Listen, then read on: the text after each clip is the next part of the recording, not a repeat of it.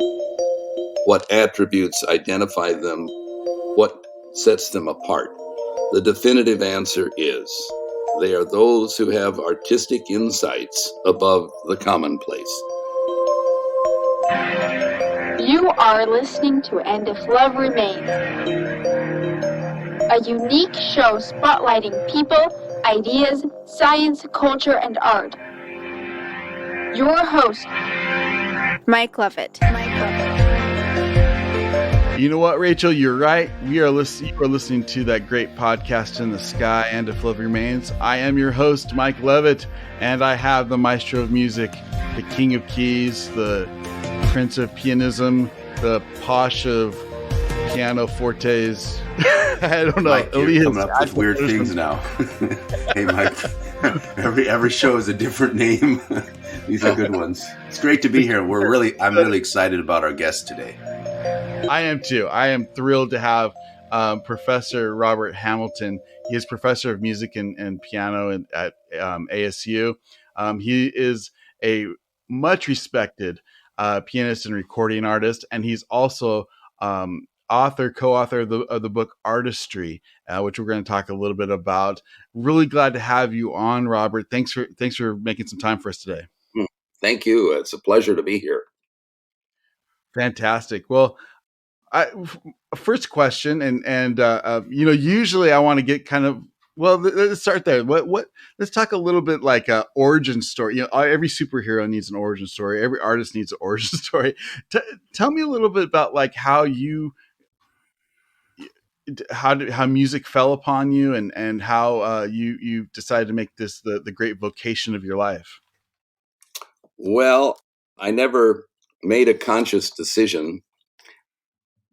My father was a very strong semi-professional jazz clarinetist, and I get most of my musical aptitude through that line.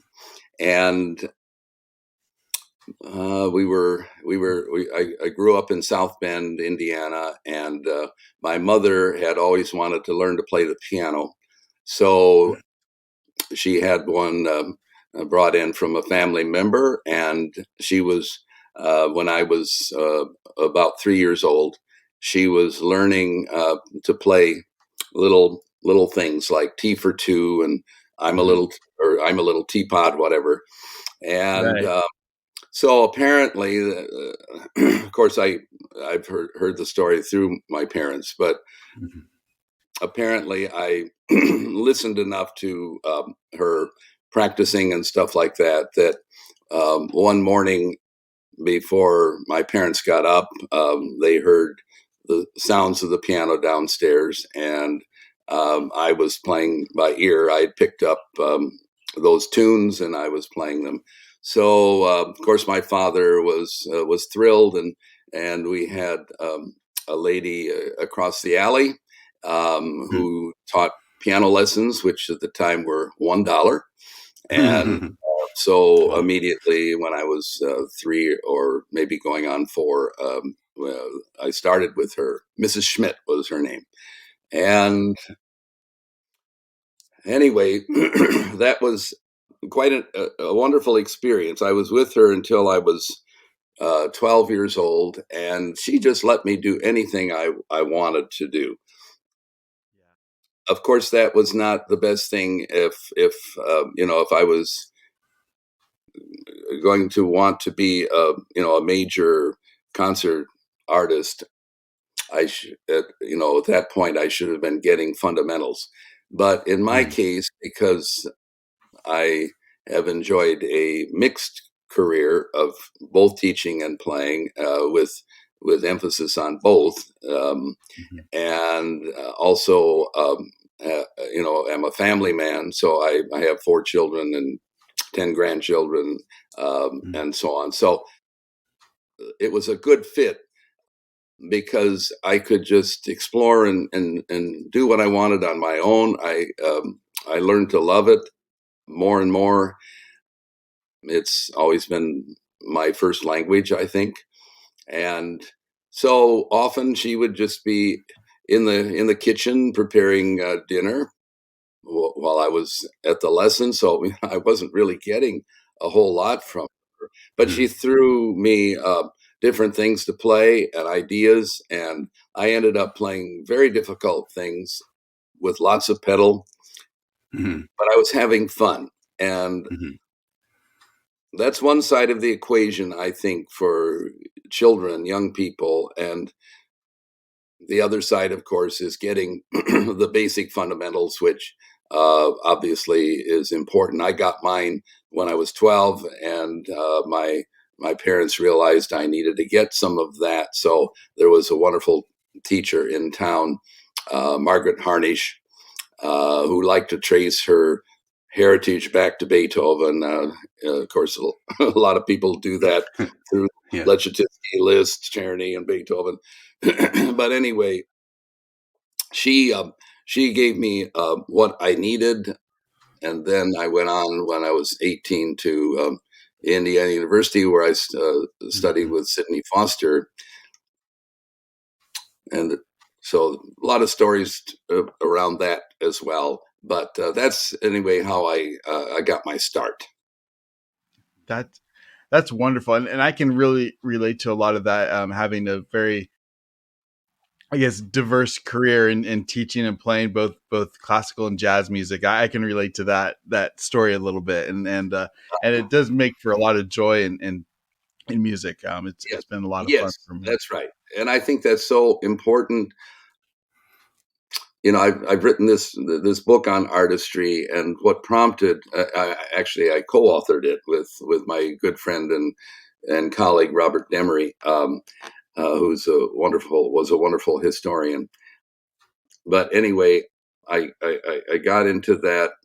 My interest was because I was getting so many wonderful students who had been restricted, I think, too much, and told by the teacher to follow the score, and whatever the markings are, forte or allegro, fast, slow, loud, soft, all these things, without understanding that there's so much experimentation that's needed. I mean, what in the world is Mhm. loud? What is fast? And these things are things that have to be adjusted. They're going to be different from one piece to the next, even from one part of a piece to the next. And so, just getting simple demands from the teacher, do this, do that, the child, begins to see music as right there on a piece of paper on the score, and not something that they have to first imagine, visualize, enjoy, and so on. So that's what really interested me, and it was my colleague's idea. Some 10 years ago, we've been working on this thing for a long time, and he thought that this was something unique in the sense that the vision was that I would prepare audio examples to demonstrate what we were talking about, little excerpts and so on, which are included on my website, and people who reading the book can go there and hear the examples, and or you can just go to it even without having the book, and go from there. But that, I think, is very useful, helpful. It's the kind of thing that we would do in a lesson, to sort of demonstrate uh, once in a while for the student. And but that's another topic. I don't believe Mhm. in over demonstrating, because before you know it, you demonstrate something to correct an issue for the student. And if you do too much of that, the student hears other things besides the correction, and Mhm. without being aware of it, starts copying the teacher. And that's another issue we cover in the book, that copying a teacher or for professionals and so on is not the best route. It's a quick route to playing well, but it kind of avoids the heart of things, which is to find your own individual reaction and response to music and put it out there, not doing a copy of somebody else, which is never going to be as good as your own, and certainly not as good as the original by whoever you're copying. So anyway. So let me ask one other thing. What is, let's kind of get to the heart of the matter. What is artistry? How would you define that? Let me just read what, to be a little more precise. We talk at the very beginning about artists, and why are the very finest performing musicians commonly called artists after all? What attributes identify them?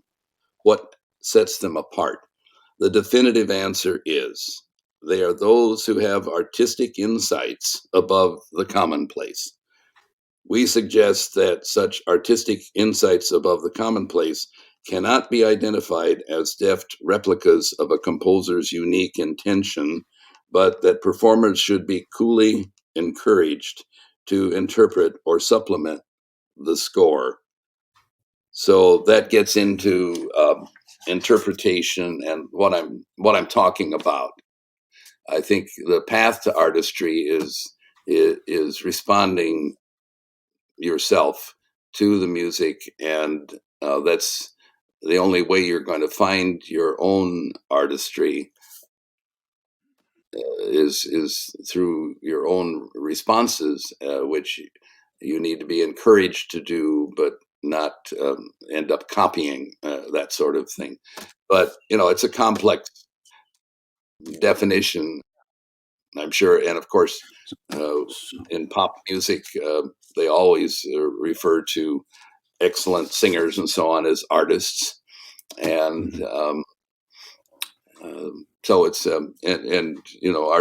artistry goes into even carpentry and a lot of things like that. So I had a question actually, or maybe something we can sort of delve into, and that's about you mentioned sort of interpreting something or adding something to the score.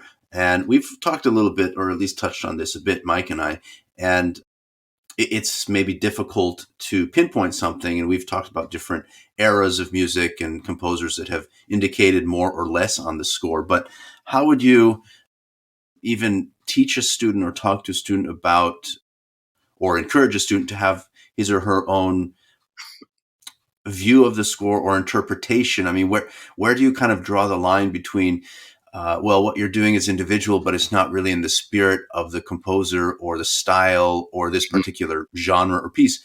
And where do you draw the line between that and, you have kind of carte blanche to do whatever you want? Mm-hmm. Yeah. Okay. That's an important, very important facet, and in the book we get into that a lot at various points. Of course, the purpose of the book, as I said a minute ago, was mainly to help those who were, under the impression that what they needed to do was simply follow the score, and that's very limited because the score has to be interpreted, as I was mentioning, what is loud, what is fast, but yet students naively think that, I'm supposed to play loud here. Oh, okay. So off they go, and not listening and thinking how much is loud and so on. But then on the other side of the coin is this matter that you can't just run off completely on your own. There's a composer there, and of course I would say at the beginning that the composer, this may sound a little harsh, but doesn't necessarily own the piece either. I'm a big believer that music comes through us, to us, and that includes the composer, who it comes to the composer, and the composer does the best that he or she can do, hopefully, in not only putting the notes down on the page, but also ideas of how to perform it. But if so it's a balance. If we go off on our own and just create our own piece without the composer's input, then the result is likely not to be nearly as strong. It's actually it's a three pod here. It's also the listeners, the audience. So creating good music includes all of those. But I Yeah, think we've talked very about that important, too.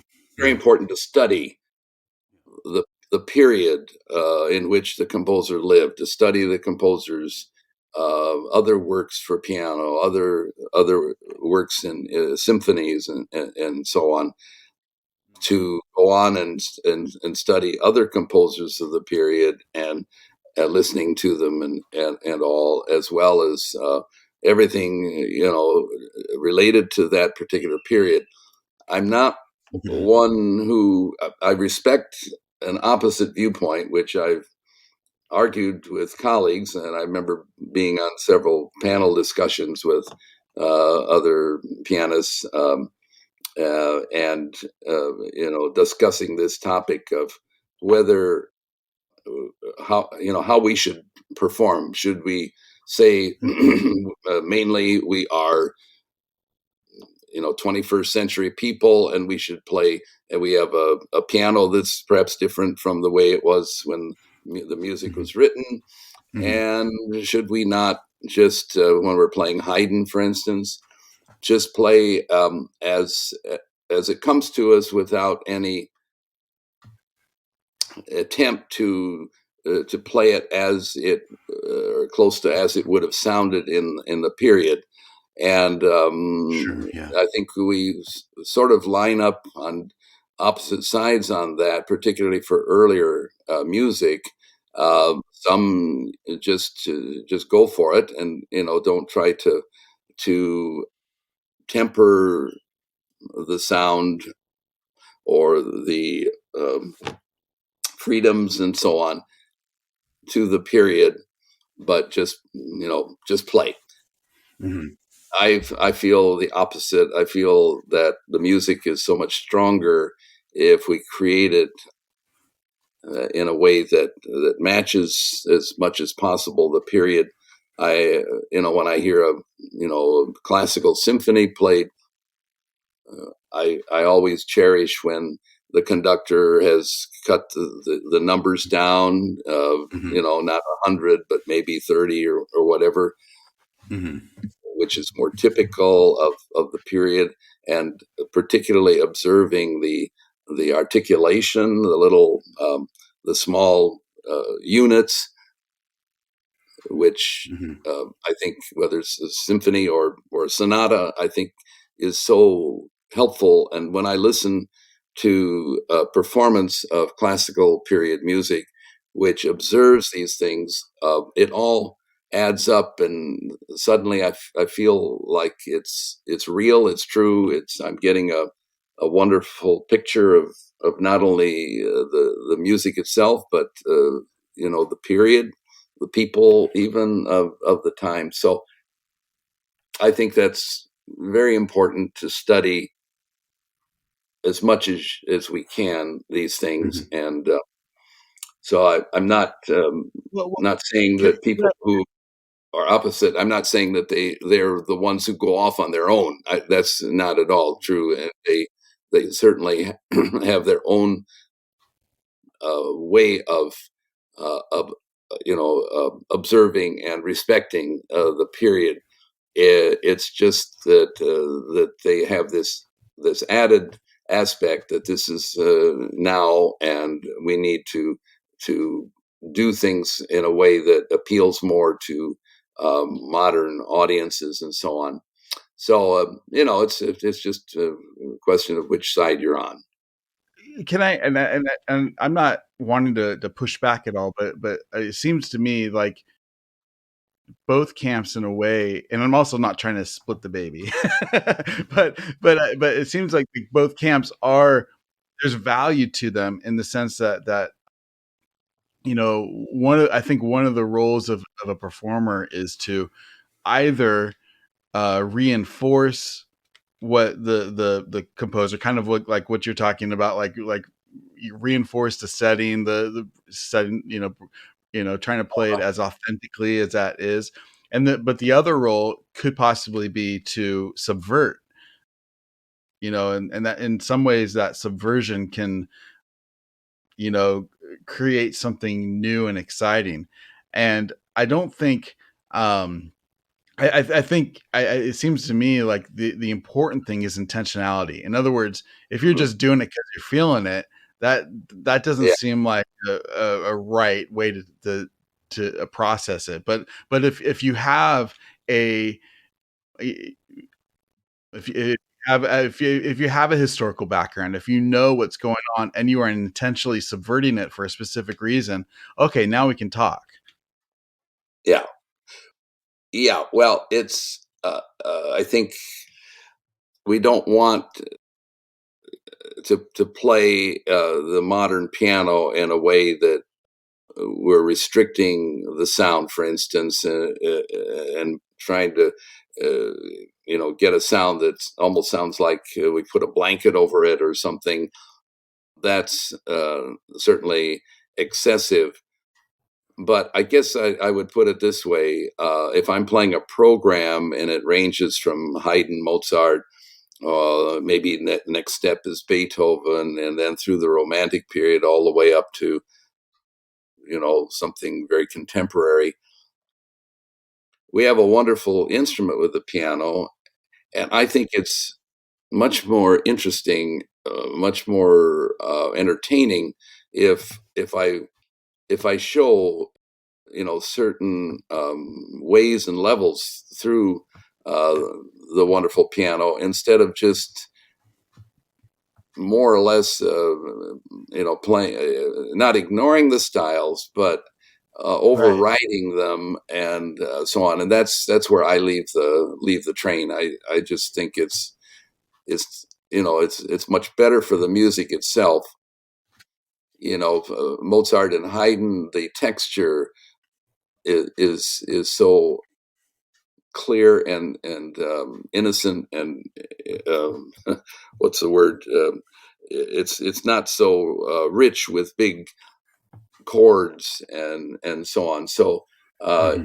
let's say the simplicity of it, and to take a melody and just say, well, this is a beautiful melody. It doesn't matter if it's Chopin, Beethoven, Mozart, Haydn.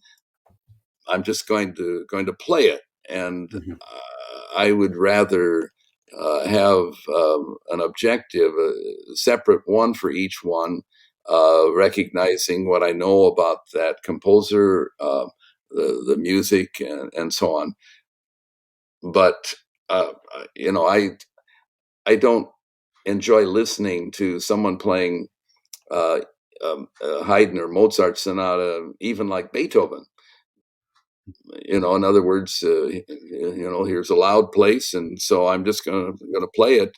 I think there's a difference between them, and Hmm. you know, Beethoven was still basically a classicist, but he was moving on, pointing to a new direction. His texture is much richer, much thicker, and I think the sounds should be along those lines. Hmm. One of the Mozart sonatas I recorded on a Mozart recording I've done was the C minor sonata, one of his latest, 457. and playing that, it has a little bit more texture, and it's so easy to just play it without thinking about it's not quite Beethoven yet. And Mhm. so when I recorded it, I was aware of that. I was not restricting myself. That's certainly counterproductive. I mean, Mozart and Haydn were, healthy men, and to make it sound like little pipsqueak stuff. That's Mhm. that's far from what this is. But it's challenging to do that, especially when you're splitting between Mozart and Haydn and Beethoven. That's a rather small difference, and yet I think it's really critical. So that's what I believe. I think And, this and will. I will say, Oh, like in all of these genres and styles and composers, there is so much room for artistic interpretation. Elias and I just did a episode. Our last episode, in fact, was comparing different, of a different performances of a Scarlatti sonata, for example, and just Oh yeah, how that's fun to different. do. Yes, Yeah, and what did you find? I'm sorry. And what did you discover? You were comparing recordings, for instance, of the same one. Did you do that sort of thing?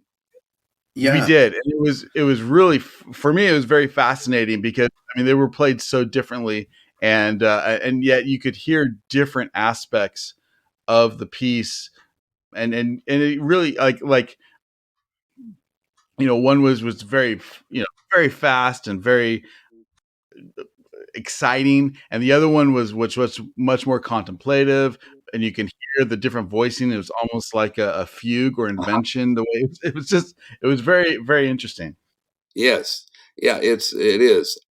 I just yesterday I had defense for one of my doctoral students who did her project on Chopin nocturnes. She took two nocturnes, one early and one late, and in addition to descriptive analysis, she compared the recordings of Rubinstein and Ashkenazi of each of those nocturnes, and I think it was very fascinating to her and to us on her committee as well.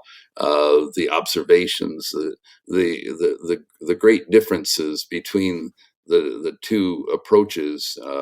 Ashkenazi was making much more of individual phrases and the possibilities of emotionally and so on of each one, whereas Rubinstein was more laid back and going for the long range.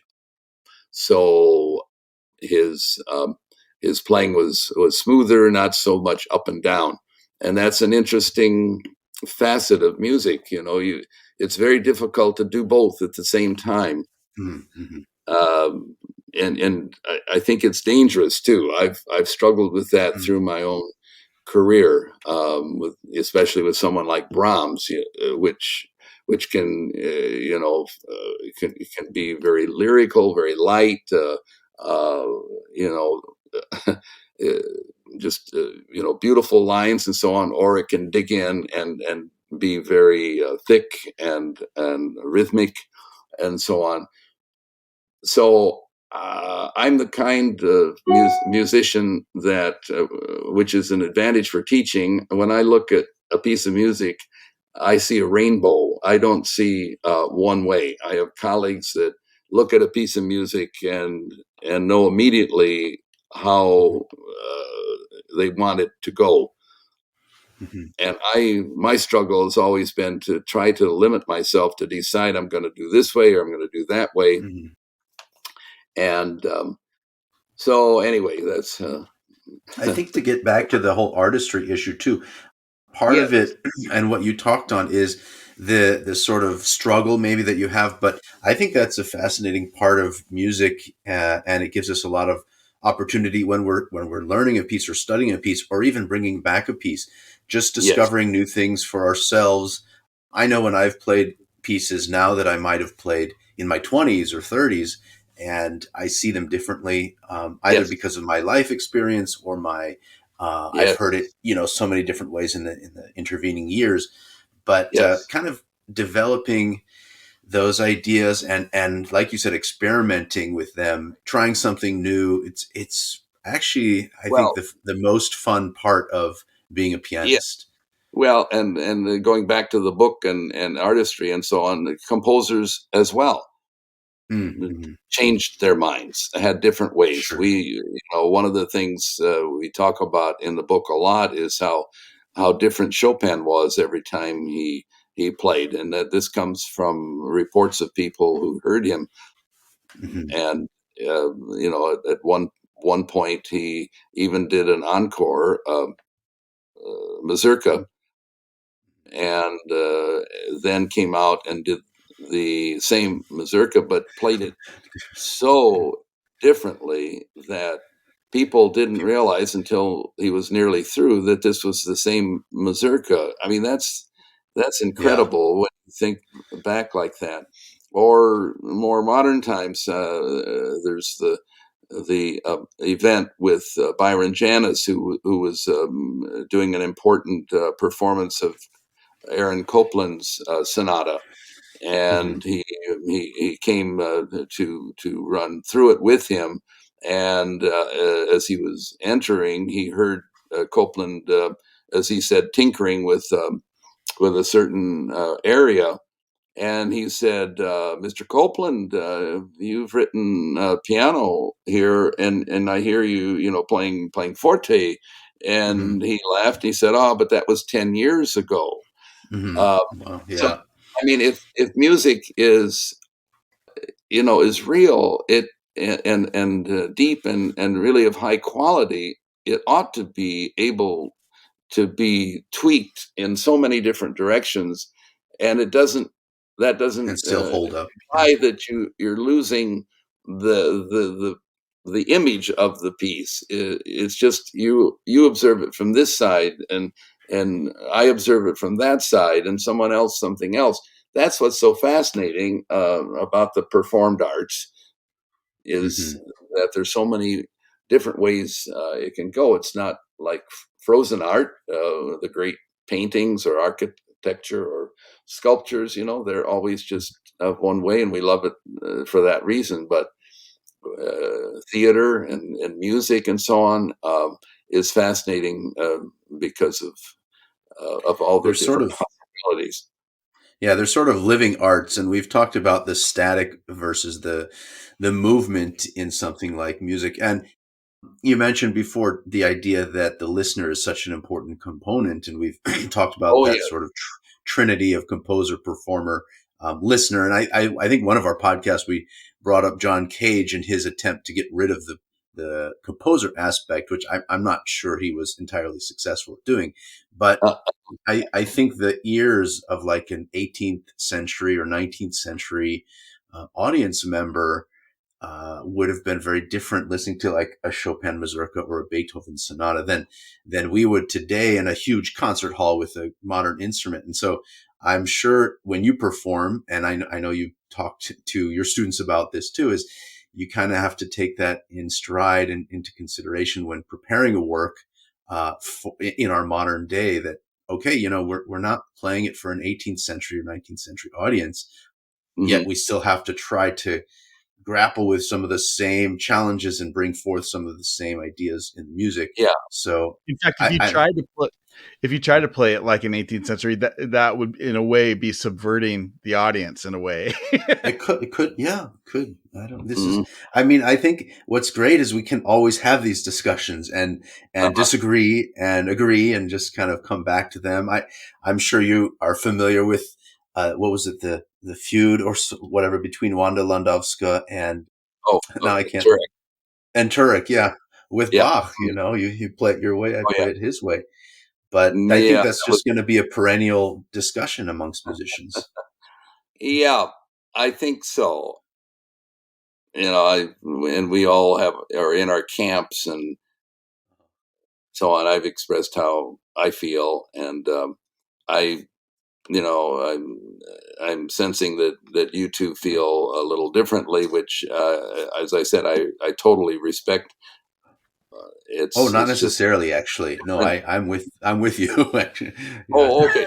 Well, I yeah, yeah. mean, And I yeah. probably lean your way. I because of my background, I really, I'm a jazz player. Oh, wonderful. No, See, I use that for my excuse for everything. it's it's just the point of, we're playing for 21st century audience, and so I don't think that it strengthens the performance to try to tweak it in a way that we think they might enjoy better or something. Rather, I think it's fascinating and beautiful to bring to them as much as I can the Mhm, style of that period, so that there is a real distinction between periods. And the it's a tricky thing because when you're playing earlier music, again, you mustn't water it down and just try to make the piano sound like a forte piano, an early instrument. That's terrible. So, but mhm. to get Yeah. to get in that groove, and somehow that's what I feel is our responsibility, so that Well, the modern audience gets to see the fascination of what it was like, even though it's on a modern instrument in a larger hall and so on. I think it's a lot like literature or even scripture in a way where it's like why so many people want to take away the strangeness of the setting of the literature or scripture, and instead, like, maybe we ought to embrace it and try to put people into let's put people into the whale's mouth, let's put people into Narnia, let's put people into these spaces, and then we can have a whole new experience and relate that to our life when we leave it, you know what I mean? Yes, yes, I agree with you. Yeah. That actually dovetails, I think, perfectly to one of the I enjoyed some of the principles that you mentioned in the introduction of your book, and one of them was that artistry is much more about expressing the thoughts behind the sounds as to the sounds themselves, and maybe expand on that a little bit, and I think it's in that same place that you talk about music as a language, and if it is a Yeah. language, then we need to understand, so expand on that concept. Well, it's not either or. I mean, it's sound, of course, but it's not just that. Some people, some musicians, some players are just so fascinated with sound itself that they play with sounds, and the result can be very, very beautiful. But it's a little bit like wallpaper. I think it's so important to have something uh, that you're trying to express behind the sounds or within the sounds. And music is a language every bit as much as our spoken languages are. And there are lots of similarities and so on, but it is all about people, composers and performers, expressing, sharing ideas. And if you don't do that, if you leave it out, even if it's very, very beautiful and colorful, it just doesn't mean nearly as much.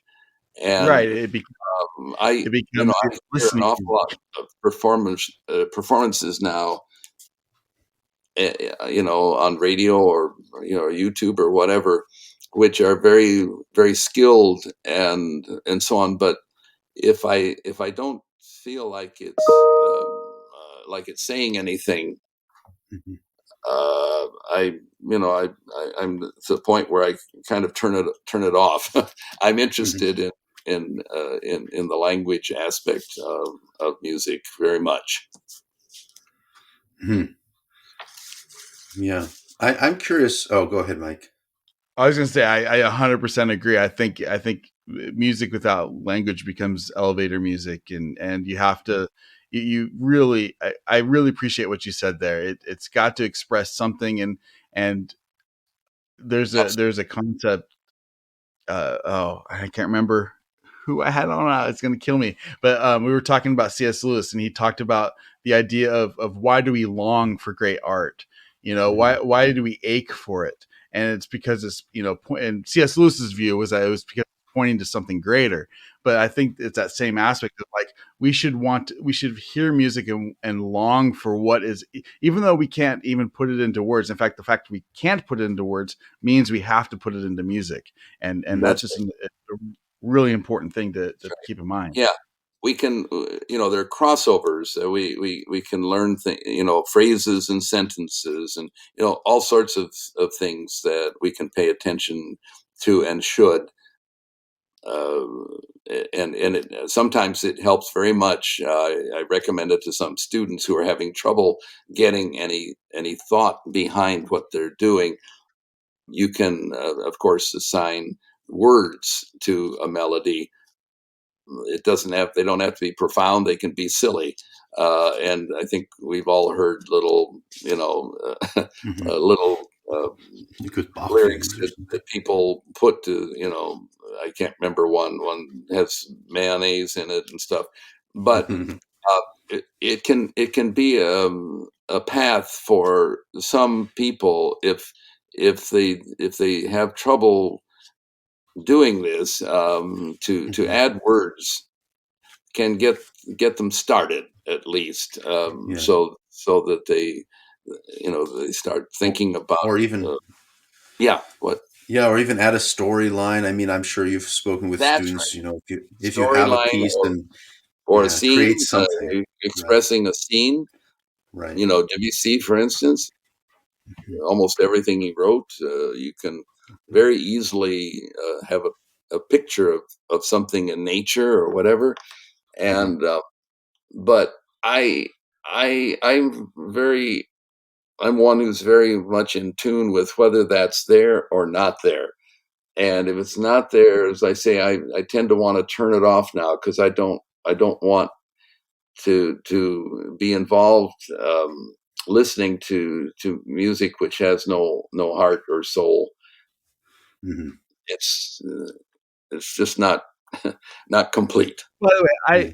I so appreciate that, the fact that you are sensitive enough to say I don't want that in my whole life. Like that diminishes me as a person.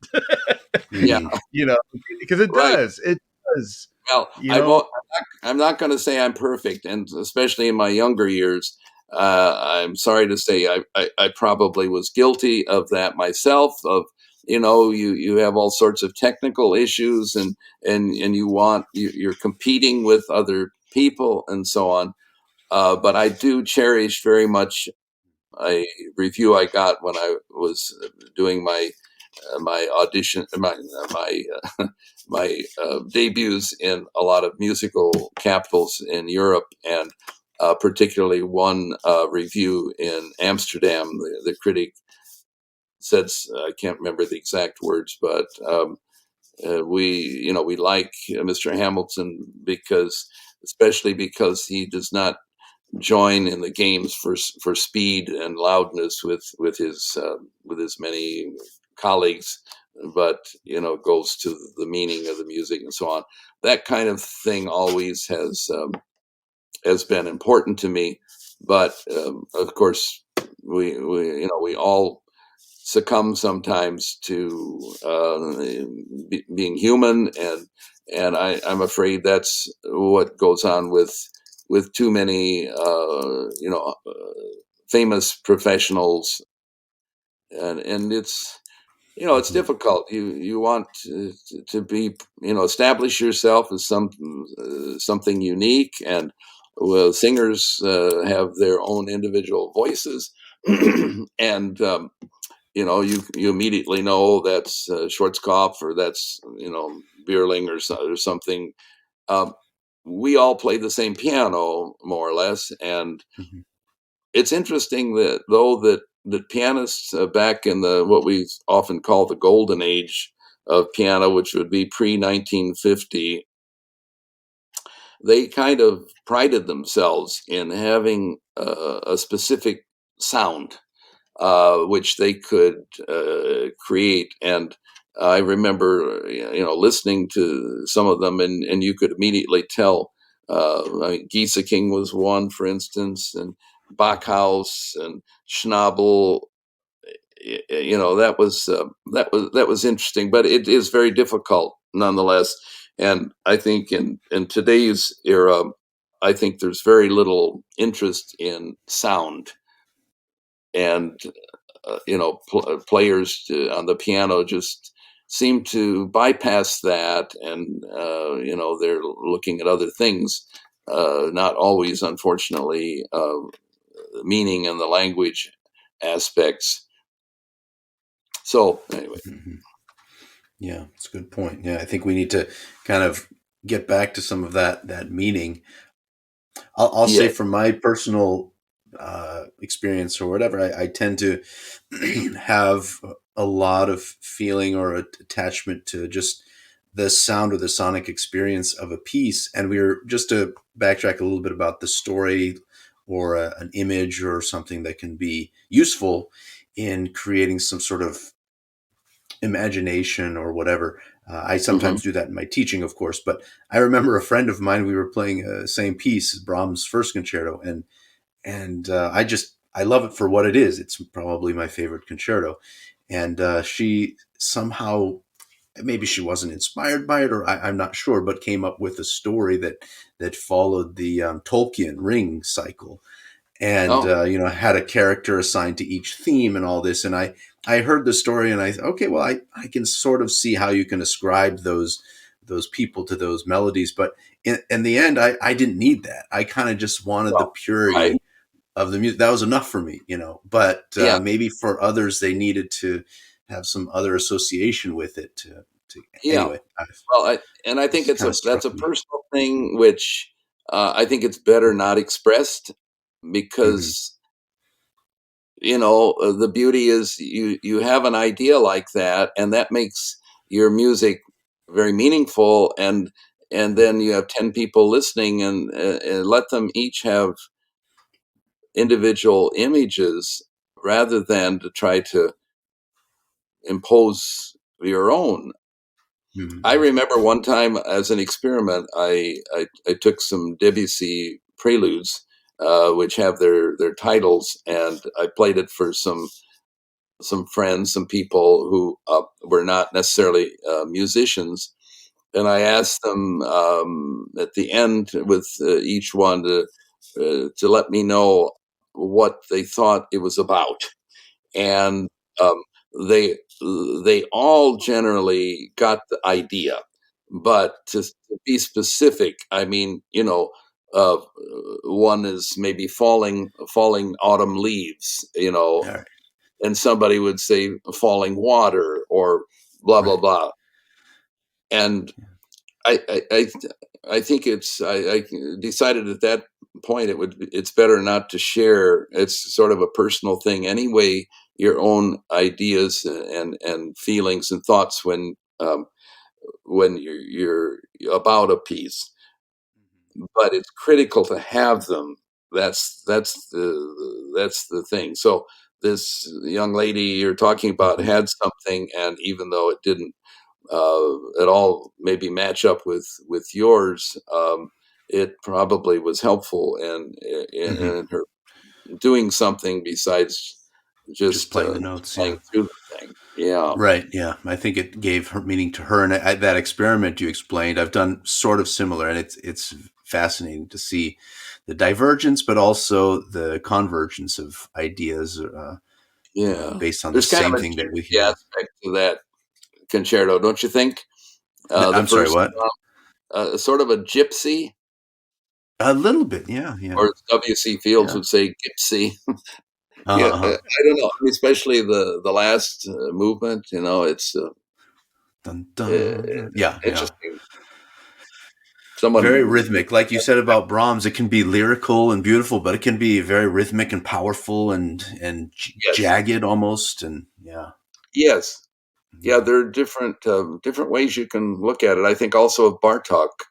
The sure. champions of Bartok were two of his Yeah. major students, and uh, Georgi Shandor and Hmm. Shebak. Georgi Shebak Uh-huh. were, I think, two of his best Greatest. students. And the way they play Bartok is totally different. Yeah, yeah. Shebak goes more for the line and the even gracefulness of it. Shandor is very well, almost like Gypsy. Very just straight out and strong rhythms and so on. And so, like Brahms, I think Bartok is one of those interesting composers that can can succeed so much in very opposite opposite ways. Yeah, I think that Um, makes him a great 20th century. I know you've recorded or performed all of Bartok's music. I'm pretty well, sure. not every, I know. I Okay. there's I a lot remember hearing you. for the viewpoint. Okay. Yeah, Well, I I heard a certainly. recital you played a few years ago, which was an enormous program of all Bartok, and it was pretty fascinating. Just the breadth of the compositions, but also I think what you kind of what you Mhm. did with each piece, even within the same composer, as you said, there can be such a variety of A lot of ways to variety. interpret. And you were doing the suite. I think you did Opus 14. I know you did the sonata, Yes, yeah, I did and that. there's such different pieces. And your interpretation and the touch and the this sound and it's just so many Mhm. aspects. I think you try to let's Yes. say cater them Well, to thank the you. individual Thank you piece. for that. My later performances. I might turn the conversation just a little bit here. Sure, sure. I have not been at my best for for some time. I was a little disappointed in it, and what I'm getting at is careers and how you sort of blend, let's say, teaching with performing. Mm-hmm. In my case, I've been teaching at universities for, I think I counted 56 years, Wow. and up until somewhere in the 90s, following the Cultural Revolution in China. Up until then, I had certainly my share of outstanding students, Mm-hmm. but it was always kind of a smaller number, and then I had a lot of ordinary ones. After the Cultural Revolution, we started in the country to attract lots of wonderful talents from China, as well as, of course, Korea and so on. And Right. there came a time up until, I would say, somewhere in the 90s. I really, you know, thought of myself a little bit more still as a performer, and I hopefully did still good teaching. But my focus was more on my performing career. And then, Mm-hmm. as I say, somewhere in the 90s, I started getting more of these exceptional students. And at one point, I had as many as 28 or 29 of them. And the energy that it took, I didn't feel like I could do any less than my level best with these young people. So I sort of got away from my regular practice routine, and so I think going into the new century. Since then, I've not really had time to prepare. I can be good at short 20-minute segments, but anyhow, so as you may know, I am leaving the university setting now. I'm retiring from ASU as of this spring, and Congratulations. Yeah. my What a tenure. purpose, yeah. So my Yeah. purpose and what I want to do now is turn back to what I was doing. I have recording projects I want to do. Oh, I haven't cool. even thought of all of them yet, but I am so eager to get back to another facet of my work, which is performing. And Hmm. fortunately, I'm blessed with, I don't have arthritis problems like Hmm. some people do. I have no excuse to not go ahead and get back to that. So That's great news to hear. I'm looking. Yeah. Yeah, I'm looking Yeah. forward to that. But I had to mention that you did not hear me at my finest. Well, I've heard your recordings too, Robert. So those are Well, made, those even though those were done, the ones that are out there now were, even though they were done after 2000.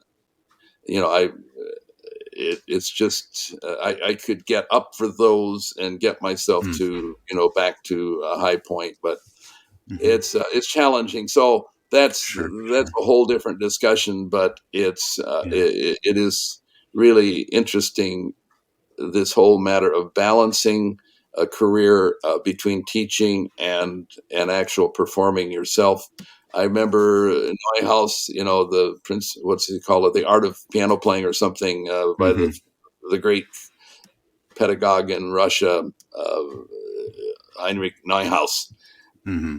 You may or may not know that book, but he has a section in there where he talks about this problem and how different pianists solve it in different ways. But the Hmm. problem of wearing two hats, Sure. having the time and energy to really do great things yourself, and then also to do great things for your students through them, so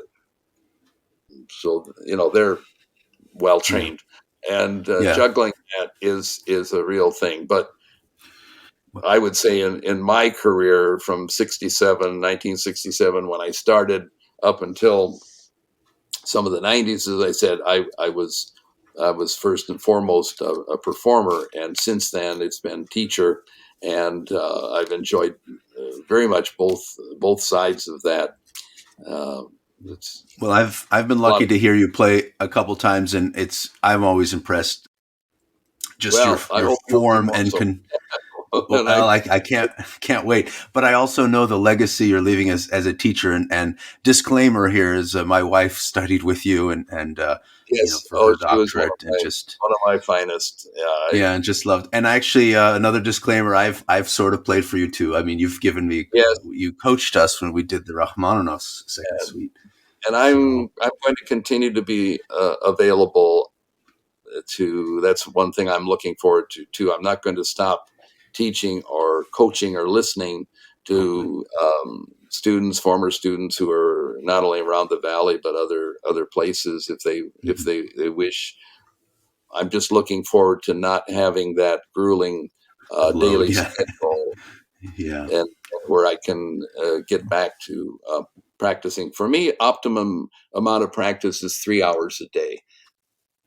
For Okay. some people, that's only a start. They want to go longer. But my teacher, first, really a good teacher, was that Sidney Foster, who was the first winner of the Leventritt Award and quite famous at the time. I studied with him. He actually forbade his students from practicing more than 3 hours a day. And if he had any Mm, hunch or feedback that you were, he'd call you in and say no. And mm. his Interesting. his reasoning was not only that you need to keep things fresh, but you need to focus and concentrate when you're practicing. And he did not believe most of us can really Mm. concentrate and focus more than 3 hours in a day.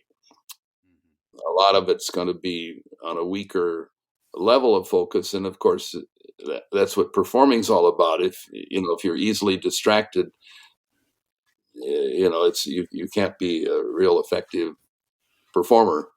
So It anyhow, is all that focus. yes, That's interesting. Very interesting. Well, you've carried on a lot of his great tradition, not only winning, I think you won the Leventrit as well, didn't you? no, I After, didn't. I didn't win that one. No, what did I've you had won a 5. big competition, a number Yeah. actually.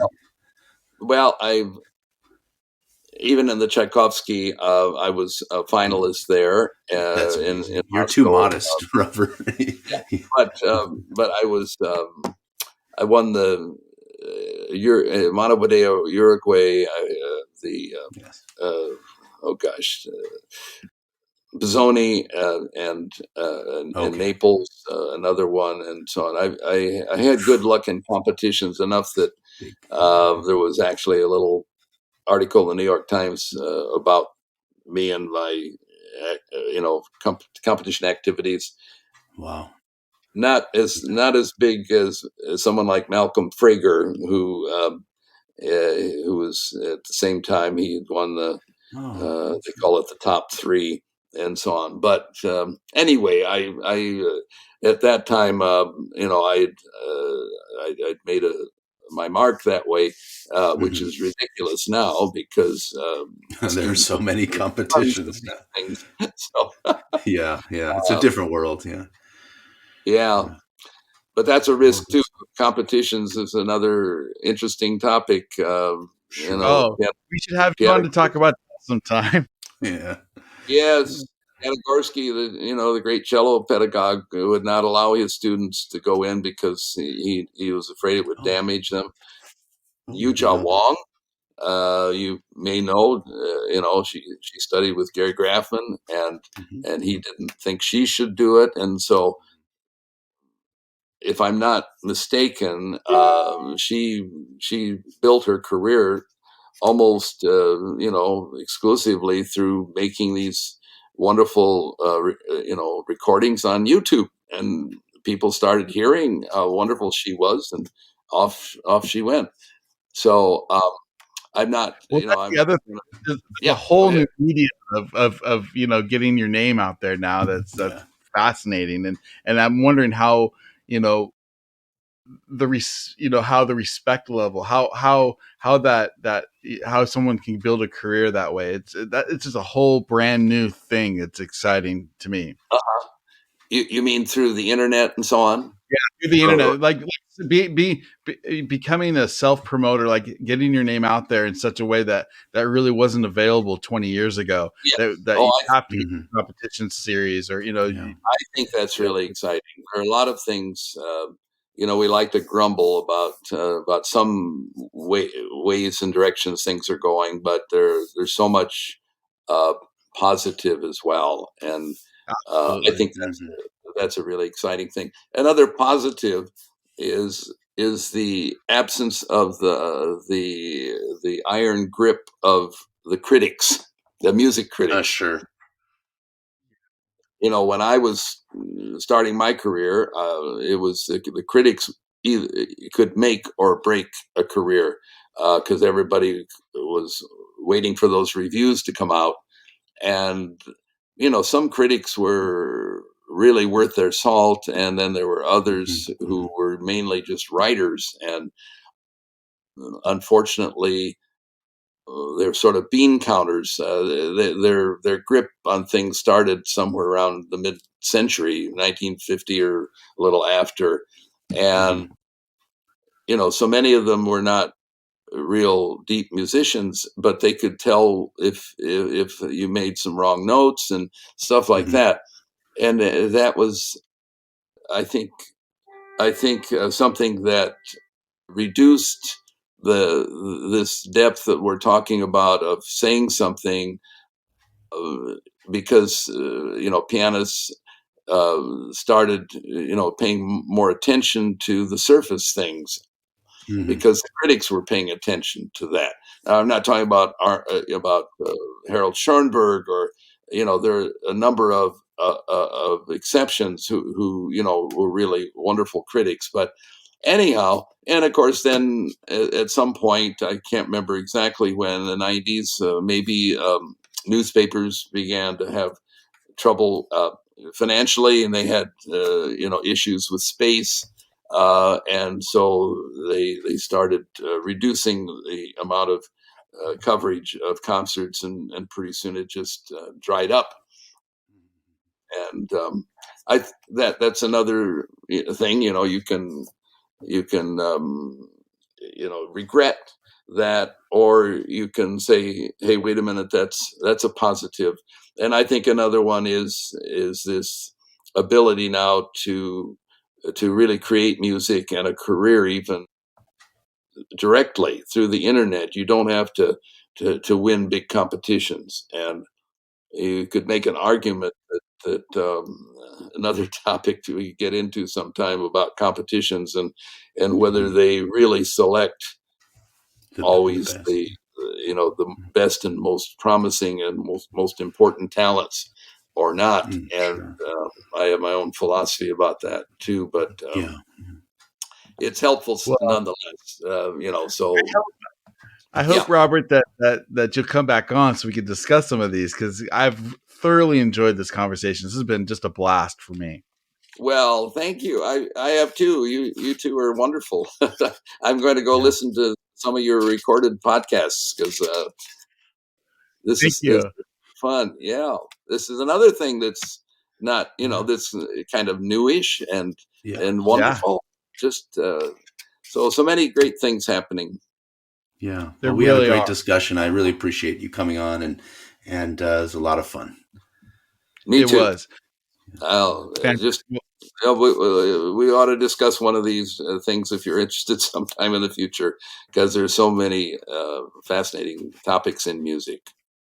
Oh, Sure thing. absolutely. And what I'll do is I'll put links to your book in the show description. But where can people, if people want to find out more about you and what you're doing, and especially with your new old career going on, how will people find out what you're up to?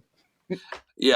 Well, I have a website, which is also tied with the book, and I'm going to be putting more things on it. But the website is simply roberthamiltonpianist.com. Okay, Robert we'll put that Hamilton. in the notes too. Robert Hamilton Pianist. Yeah, all lowercase, no separation. .com, and there's some recordings on there from my CDs, but recordings nowadays are everywhere. My students tell me, I guess it's I'm on Spotify and Amazon Music, virtually everything I've recorded except in the early days. So anyway, that's the way you can learn about more about me, and about the book that I co-authored. It's sad to say that my co-author died before the book came to print, and I regret that. But I also should say about it that it's been translated, and it will be coming out in China soon. I think it's July or August is the target date. It's been delayed because of the COVID stuff, but anyway, I plan. That's part of my plans for the future. Is I've been doing demonstrations around this country, and I'll continue doing more of that. But I hope to go to China, and it's the publisher is the Shanghai Music Publishing House, which is, I think, the biggest, most important publisher of music and music books there. And Oh, great. I Very have, exciting. yeah, two of my former students are teaching at the Shanghai Conservatory, which is one of the great conservatories, and they have been kind of leading the connections and everything. So I'm Well, looking. and like I was just made aware of your book, and I will definitely be purchasing a copy, because I love just the little snippets that I found online really intrigued me, and really made me excited to learn more, because I think it's a very underdeveloped topic. Well, thank you. I really appreciate it. I hope it moves ahead. I think the ideas that we're putting out are important ones, and I hope it keeps moving forward.